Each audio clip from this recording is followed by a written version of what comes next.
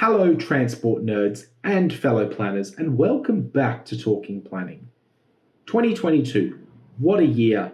It's been a big one, and much of it hasn't been caught on camera. You've seen a number of reviews, and some of them were even filmed this year, which at this point feels like quite an achievement. As I've done in 2020 and 2021, I'll share a montage of what's happened and what you might expect to see next year. But I also want to talk about what's happened off camera. Roll the tape on the 2022 montage.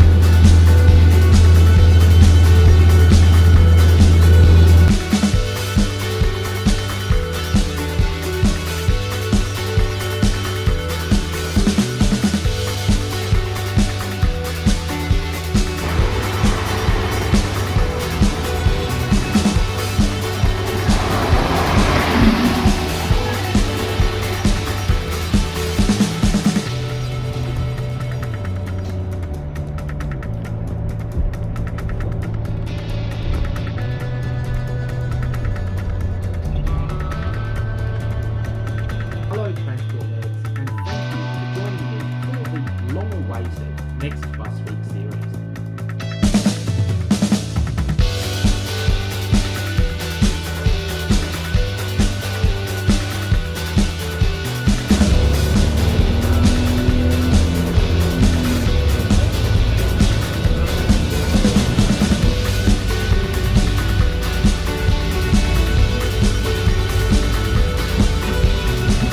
Doors will open on the right.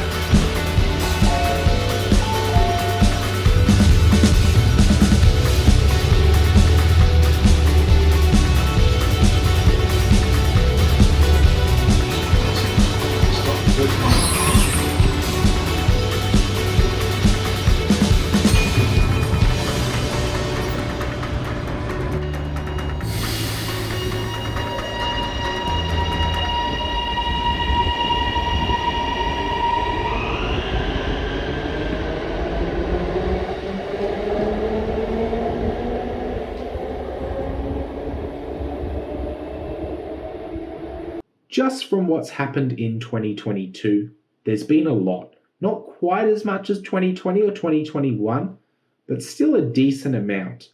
I've managed to travel to Brisbane, Melbourne, Canberra, and of course, Sydney on a few occasions. Despite this, I've still managed to average more than a video a week with just over 60 general reviews, podcast episodes, key updates, and a Bus Week series.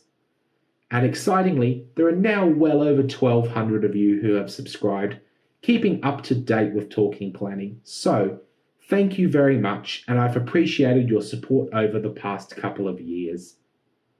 Upon reflection, though, the montage highly represents the year that was, as so many of the key moments happened off camera.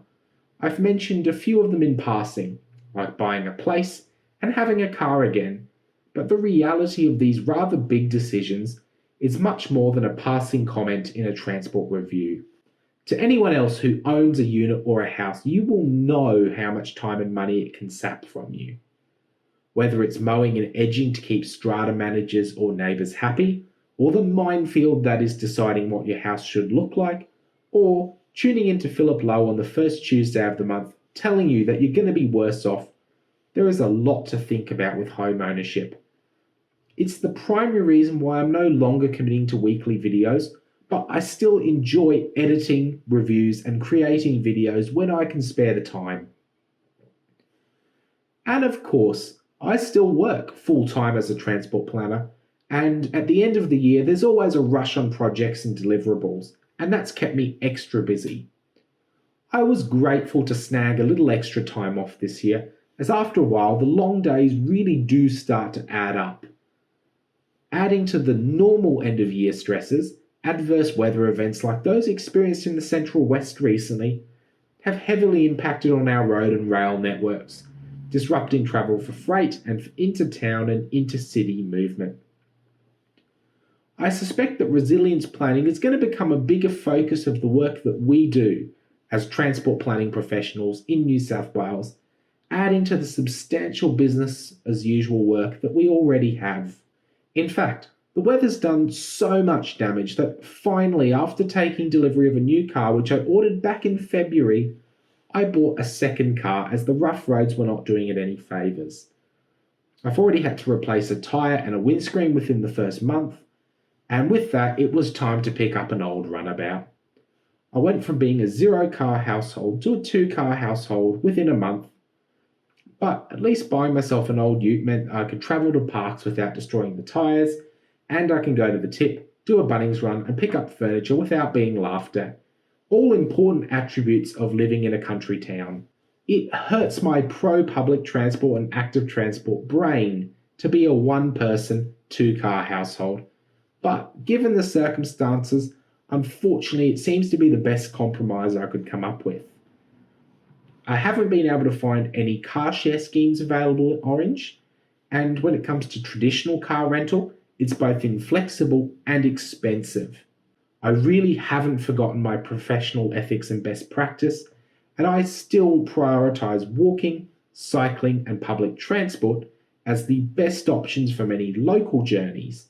And it's really those short trips, which a lot of people do travel by car, that can quite easily be replaced by those 3 modes. And when it comes to sustainable transport, those short journeys being done by active or public transport are still some of the best options that we have, not just for reducing emissions, but for being space efficient. A few weeks before Christmas, I managed to get my first day off since moving house, and wow, did I need the break.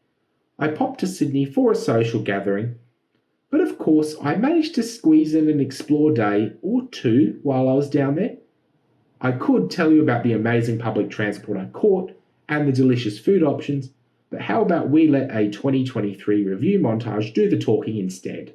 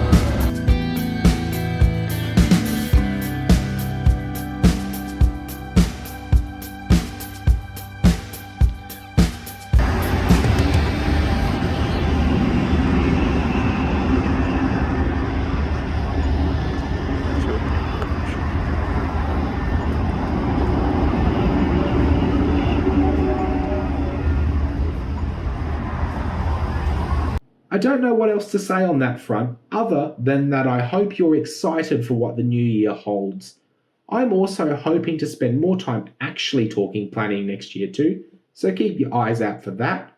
And also head over to the Instagram at TalkingPlanning, all lowercase, where there are regular Transit Tuesday posts. And I'm also hoping to showcase more interesting, great places that I get to visit. And of course, now that I've given you a taster of the year to come, make sure that you subscribe and press that bell so you don't miss the next stop on the Talking Planning journey. So, thank you for joining me, and I will see you again in 2023.